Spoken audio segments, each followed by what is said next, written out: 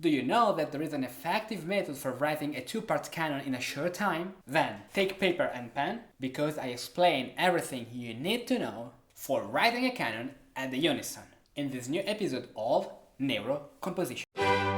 Composition meets neuroscience in an incredible cutting-edge method for learning composition thanks to passive learning. After music, my greatest passion is neuroscience, because only if you know how the mind works, you can use it to its full potential.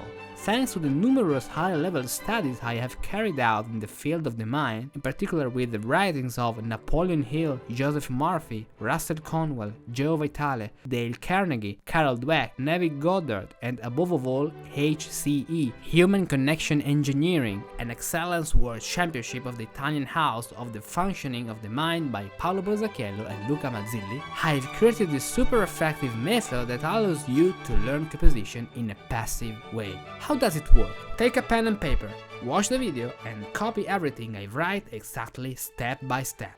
I guide you by staying close to you, in every single passage, in every solution, in every technique. You learn by assimilation. Even if you don't understand everything right away, it's not a problem. Working with me through this method, after several exercises, you will already have developed remarkable skills. In fact, you are not learning through rules, but thanks to your mirror neurons, which take each piece of information as a seed and plant it in your subconscious mind. Over time, will make them sprout, transforming composition from an intellectual act to a natural action. Enjoy this experience at the highest level. Download the PDF I created for you directly from my Patreon page. Thanks to this PDF, you practice on the same terrain that I work on with you in this video, because this will allow you to lay a solid foundation in counterpoint and composition. I still underline the importance of copying exactly step by step everything I write. In fact, only in this way you can learn thanks to the subconscious learning that impresses in your mind in a more effective way. If you receive the same stimulus at the same times from all your senses, view, watching this video and writing, hearing, listening to the result of what we wrote, touch, writing yourself on the paper, and also smell and taste if, after you wrote a canon, you want to snort or eat the sheet. I remind you to join my Patreon, where you can find the PDF that I write here now with you, and many new, amazing and stratospheric videos of improvisation elements every week. Well, now that you have paper and pen, let's take our fantastic tabula compositoria and let's start with the video. Good, canon at the UNISON. So, first of all, let's introduce what are the elements we have in a canon.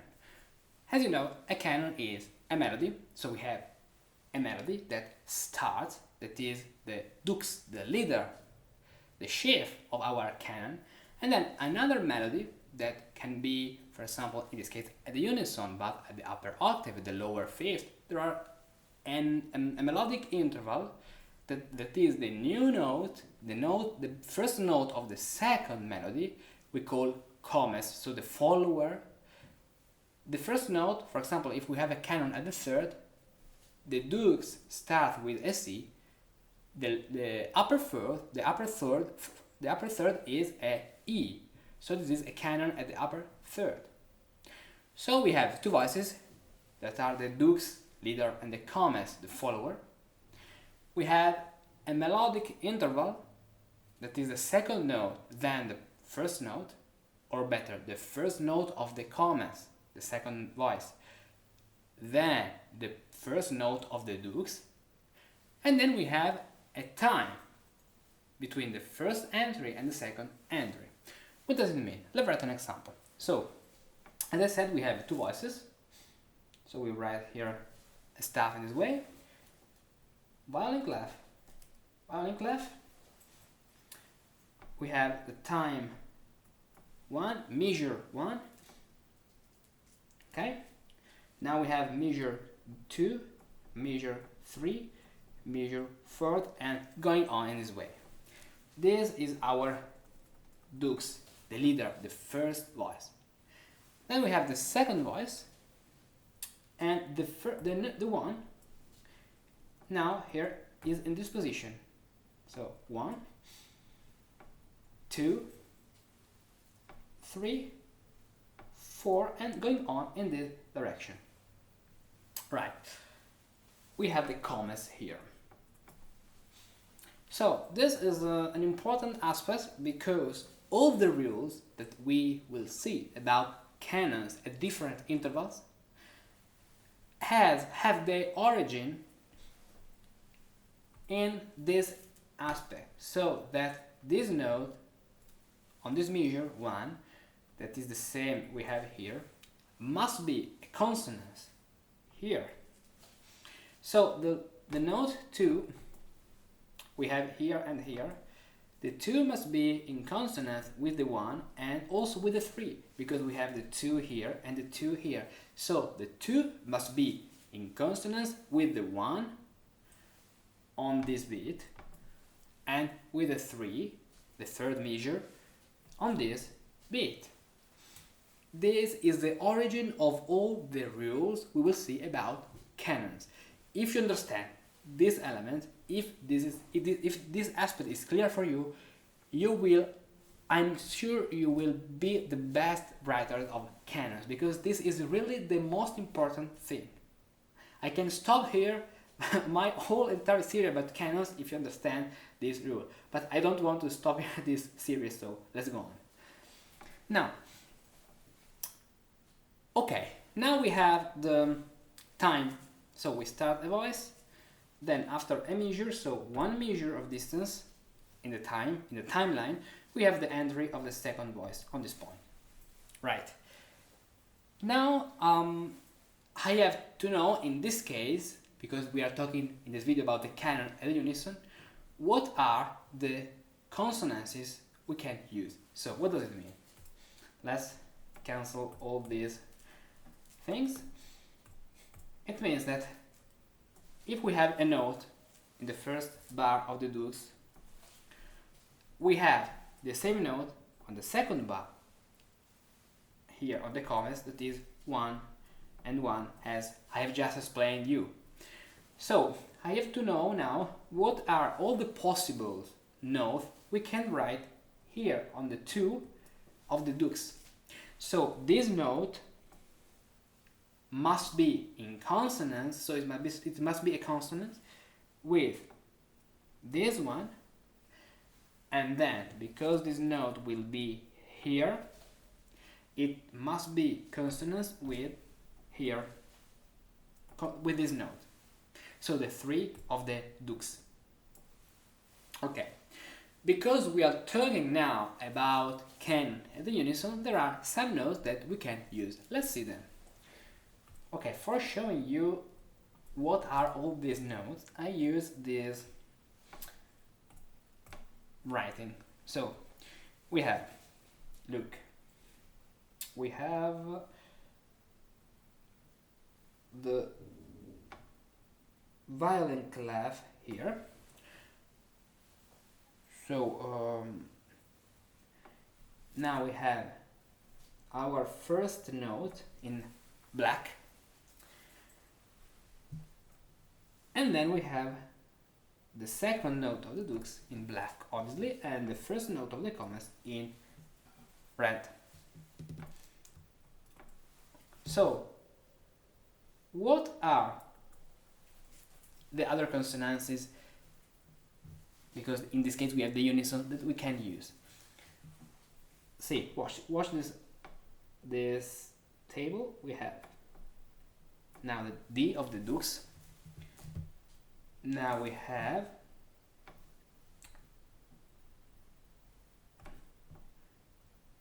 this note, so we can use the unison, okay, going up, unison, 3, 5, 6. I write the 6 with a flat in this case because according to the Renaissance tradition, because this is a melodic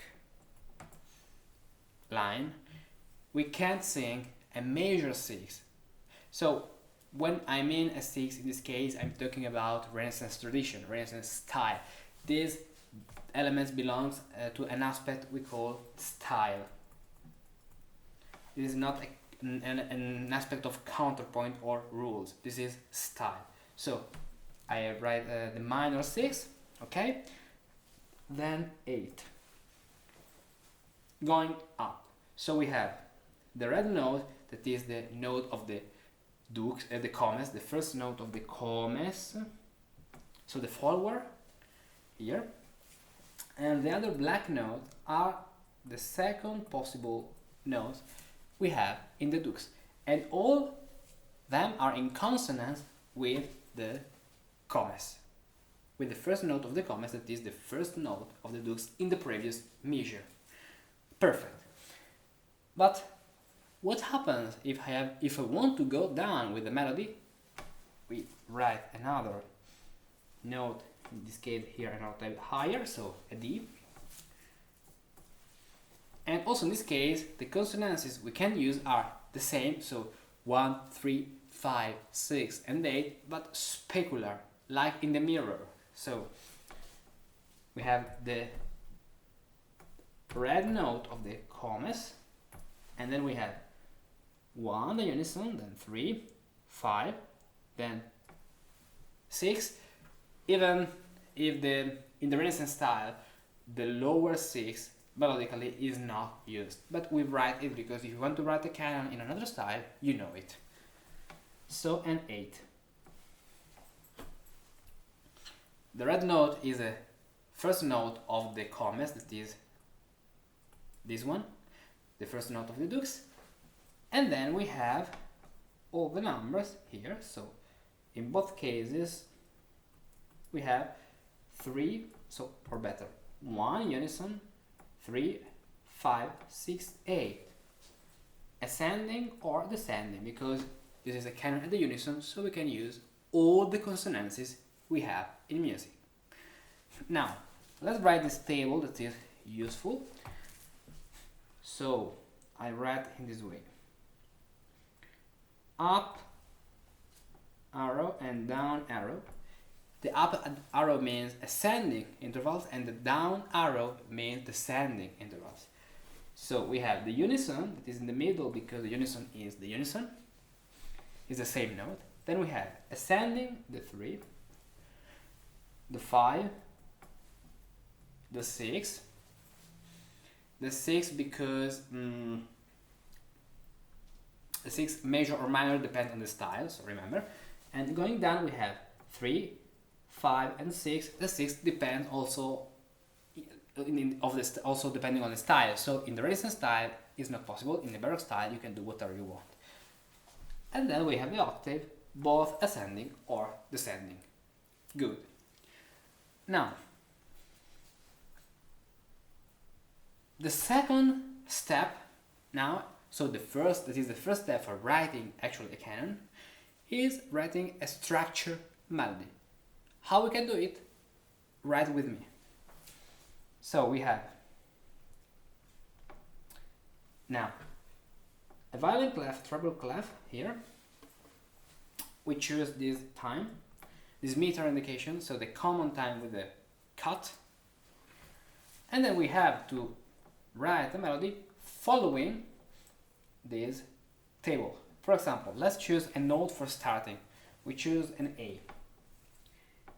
In this way. So now I want to go a third down. Is it possible according to these rules? Yeah, is it possible? So we go a third down. Okay, now I want to go a fifth up. Is it possible? So let's check this table. Fifth up. Yes, it is possible. So fifth up in this way. Then I want to go again a third down. We did it before, so we can do it. Then I want to go a third up. Is it possible? Let's check the table. Yeah, it is possible. So let's do it. In this way, so okay. Now I want to go a fifth down. Is it possible? The fifth down, because here we played a fifth up. We wrote a fifth up. So is it possible the fifth down? Yeah, it's possible. We have the fifth as the possibility among all the possibilities. So fifth down, good, we write a fifth down. Now I want to go an octave up, right? Let's see if we can, let's check it. Yeah, we have the 8, so we can. Now we write an octave higher here in this point, and now I want to go a third down, or no, let me think. What's better now for? No, I want to go a fourth down. Let's say this case. Can I go a fourth down? We don't have the fourth down. So what can I do in this case?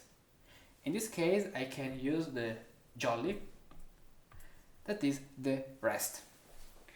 If I write a rest in this way of the duration of one measure, when I have the rest in one voice, on the dukes, when this rest will be in the commas, okay, I can play and sing or write every kind of intervals on the next step because I have the rest in the commas. Let's see a brief example. So if I have here dukes and here commas, if I have, these are measures, okay, if I have the rest here and I have the rest here, I can write here any kind of interval because this voice is not singing.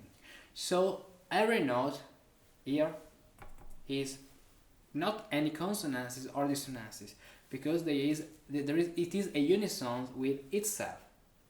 Good. So because I wrote here a rest, now I can go a fourth down in this way. So remember, when you want to write an interval that is not in this table, write a rest and then write an interval. Be careful, write a rest that is a rest of an entire measure, not half measure, an entire measure. Okay? Then let's finish with the last intervals. Then I want to go a third down and then a fifth down. Okay, good. Perfect. So we have this melody. Let's listen to it.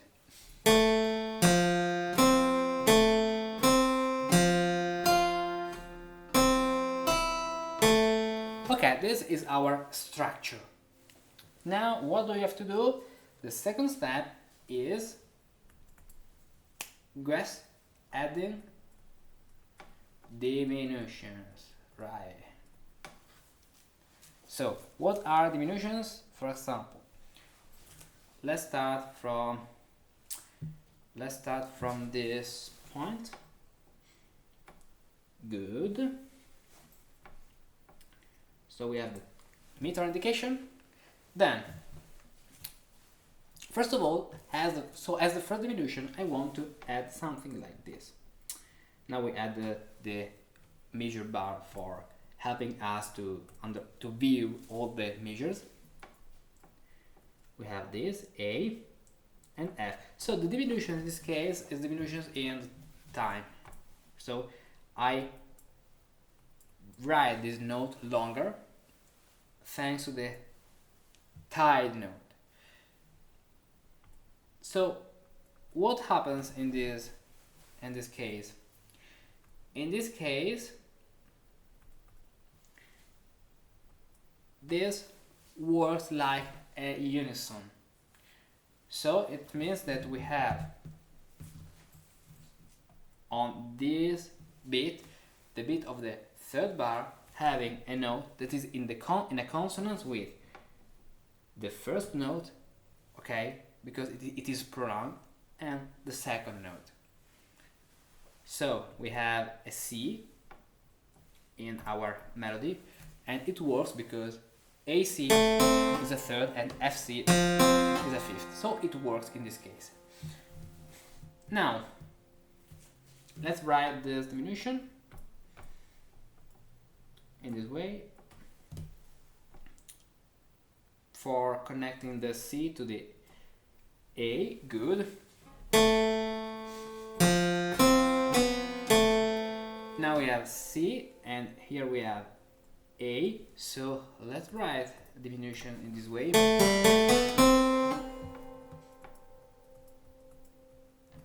In this way, good.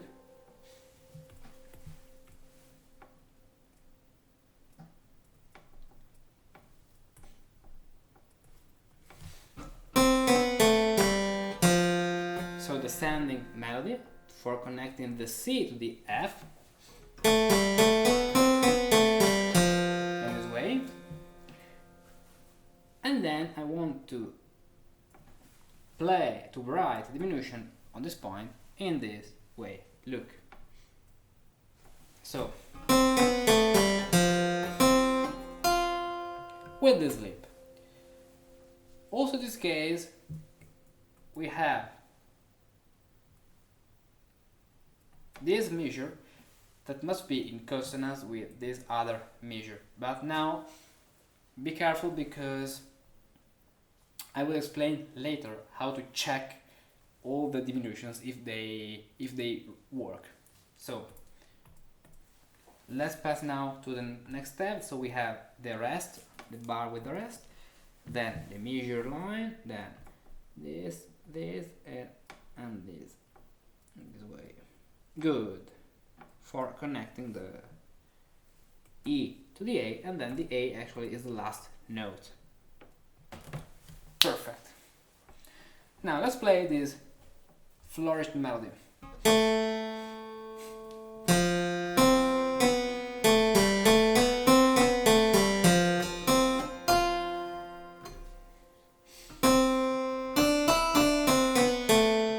And this is our embellished melody. Now let's pass to the next step, because I have here a script for helping you to have the best explanation. The next step is verify. Verify what? Verify if this canon works actually. So what we have to do in our verify process, we have to write two-step system in this way. So we copy here the lower melody with all the embellishments, so or diminutions in this way.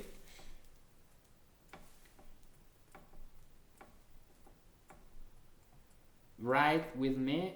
This is very important, because if you write with me step by step, you will be really more conscious of all the elements and all what we do together. Now F, C, F, then we have the bar with the rest, then we have this note, then we have this note, and then we have the last bar with the last note. Good. So we have here the dukes and here the commas.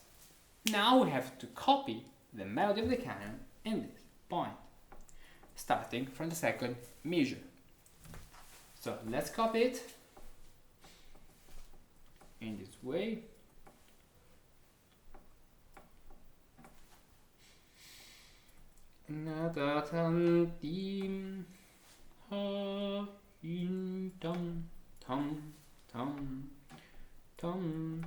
F, that the rest. Now see what, look at this bar. This is what I explained you before. Here we have the rest, and here all the notes we write are always good. Now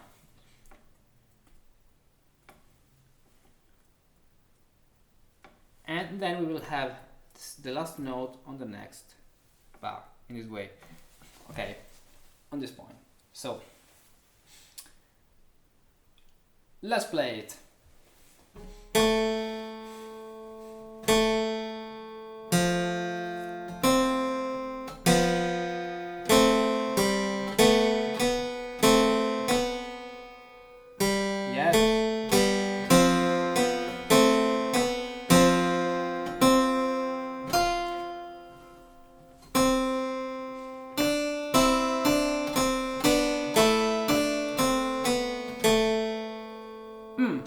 there are some points that don't work actually so good. Let's check them. So let's start from this point. Here we have this augmented fourth together.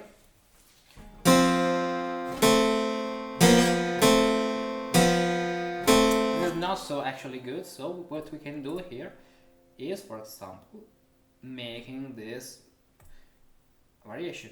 Because we have here a passing tone, we can write here the note with a dot in this way.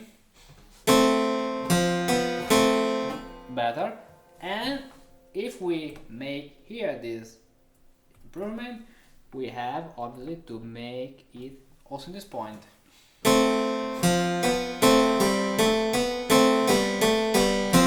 And now it works really well. Let's listen to this point.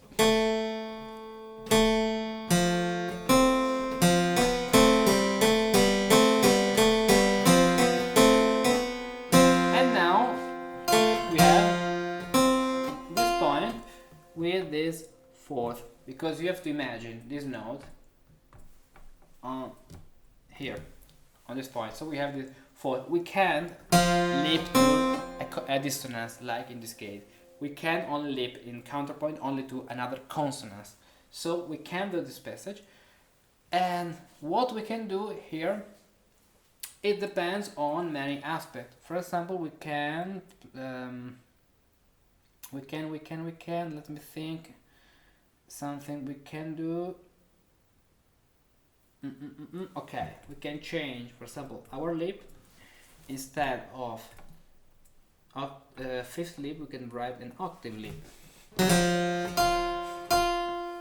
Okay, and now let's fix all this point, entire point, so no, okay.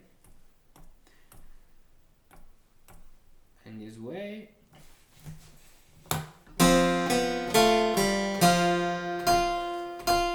Good. Now on this instrument we don't have a good perception of two voices because they have the same sound. But if you are two singers or two instruments like a clarinet and, for example, a violin, you will listen really two melodies. So this works because we have a sixth between A and F. Imagine here the A on this space. It works, and also here it works because we have 8 and unison. So in this case, the canon is good. Now, let's play it from the beginning.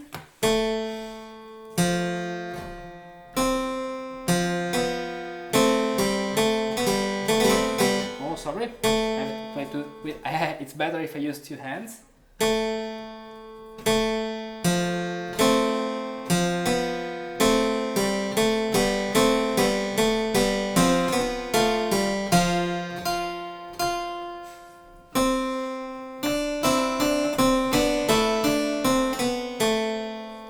And now the last thing we need to know is how to conclude the canon.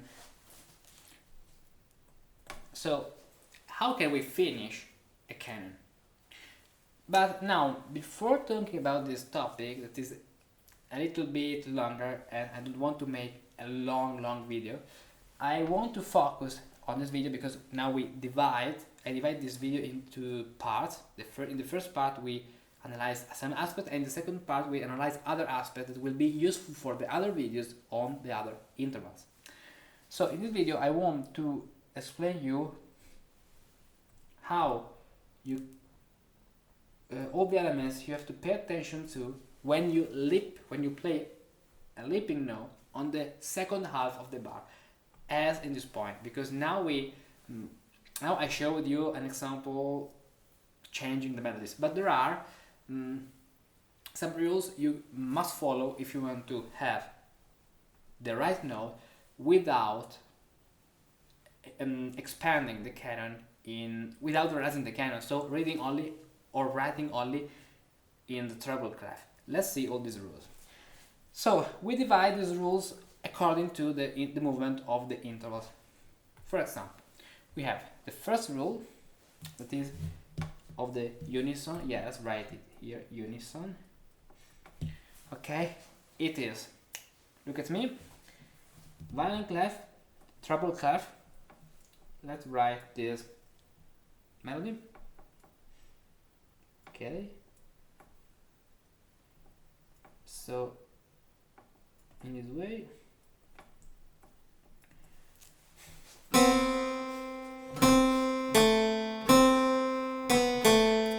So we have here the unison, C, C, and C. We have the unison. What we have to check now is if this lip, that is in this case a third down, is in consonance with the second half of this beat. So C and A is a third, so it works. And on the second half of the following bar. So we have 3. Good. It is a consonant. So in this case it works.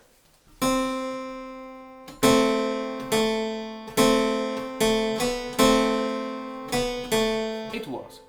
Now let's pass to the next interval. Let's see another example. In this case we have the ascending third.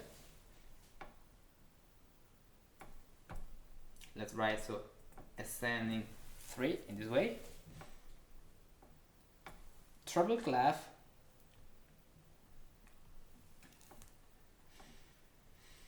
Let's write this melody.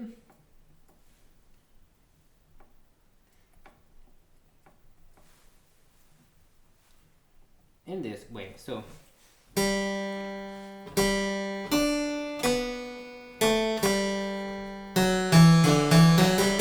okay, this melody, we have our third lip in this point, as you can see, and what we have to check is if this note, that is our lip between the ascending third, is good. So it sounds good. This is a D, so let me write this D better. If it is consonant with the second half of this bar, so it is a 3, good. And the second half of this bar, that is a 3, good. Let's check it.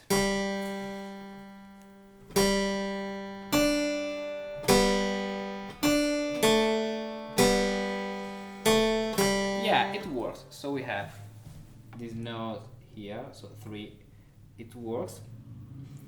Sorry, this is actually 5. I don't know how I wrote 3. And we have here a 3. B and D, 3 and 3, 5 and 3, sorry. Good, perfect, excellent. Now let's see another example about the ascending third. We have this melody now, A. The A now is styled in this way, so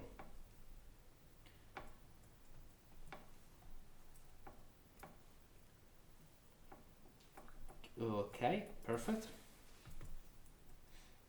Oh, okay. We have the ascending third here between this note A and this note C, so we have here a descending third in the lip. So is this descending third in consonance with the second half of this bar and the second half of this bar? So we have F8, that is a 3, so right, and F6 is a 5th, right.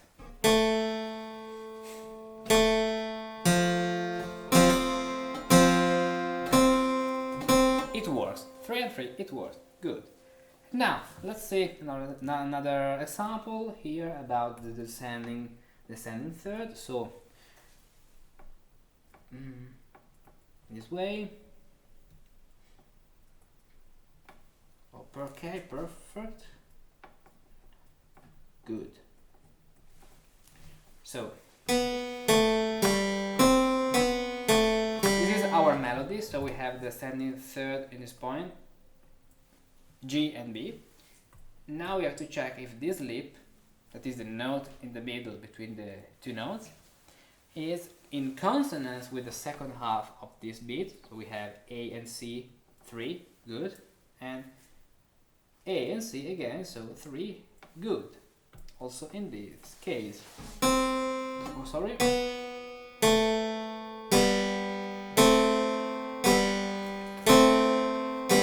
Perfect. Now let's pass to the descending third in this way. So descending third. Good. Let's write now our melody. It is C, B, C, G, A, E, F, G, E. So if you have watched my video about the Romanesca, this is Romanesca. So in the leaping Romanesca,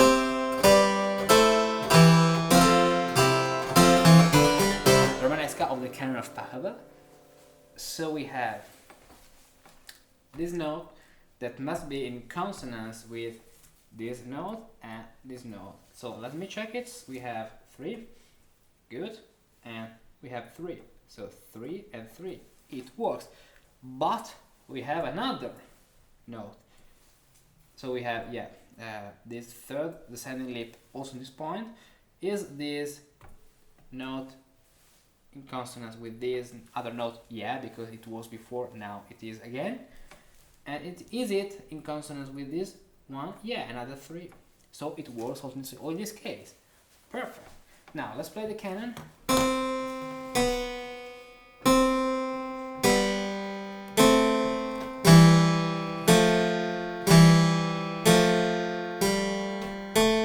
Perfect, it works. Now let's write another case about the ascending fifth. So a leap that is a conjunction of an ascending fifth in this case. So we have the treble clef here, we have our F, then the bar, then F, A, and then this figuration. So let's listen to this melody.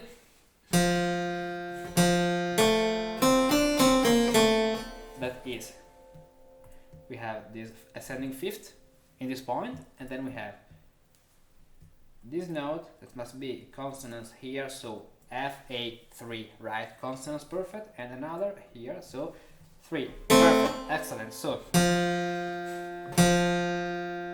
yeah,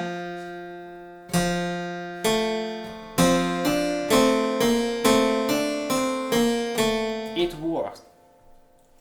3 and 3. Now let's pass to another example. For example, let's write this example, ascending sixth.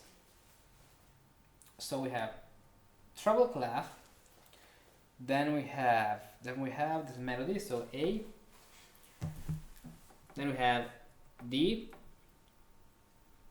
A, then B flat, then A, then G, then F, and then we can finish the melody. So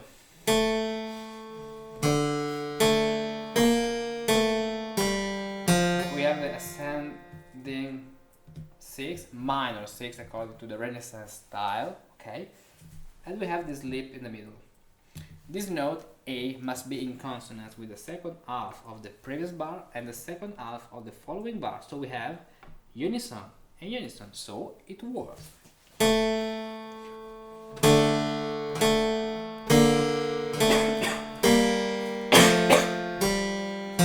Good, perfect. Now let's pass to another example about the ascending sixth. Let's do another example. So D, now we tie the note, F, now B flat, A, and let's finish with the G in this way. So let's write it better. Perfect. Beautiful. In solmisation, this is fa fa with the fa super la. Re, fa, fa, la, sol. Excellent. Now we have this sixth ascending leap. We have to check if this F is in consonance with this note and this other note. So 3, it was 3, and these other notes so 3. Right, let's play the canon.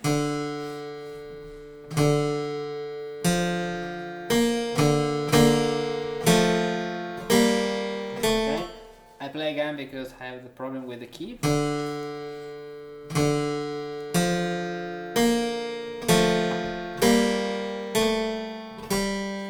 Excellent, and now let's see the last example, that is the ascending octave, a leaf of the ascending octave. So we have the D, A, and then D, then C, and then B. So we have the octave leap in this point. So our question is this note, the A, in consonance with the second half ear and the second half ear?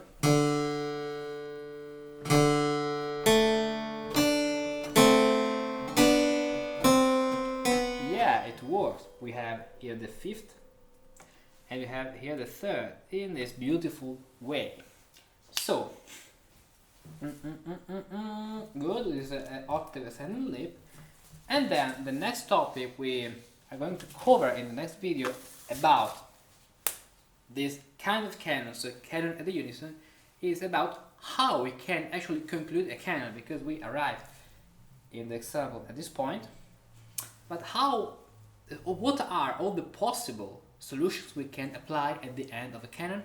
So let's discover it in the next video. If you have been watching this video up to the end, I bet you too are fascinated by the world of partimenti, improvisation and historical composition. For us musicians of the 21st century, it's important and fundamental to know these techniques and the way in which the great masters of the past used them artfully to compose the extraordinary music we play today.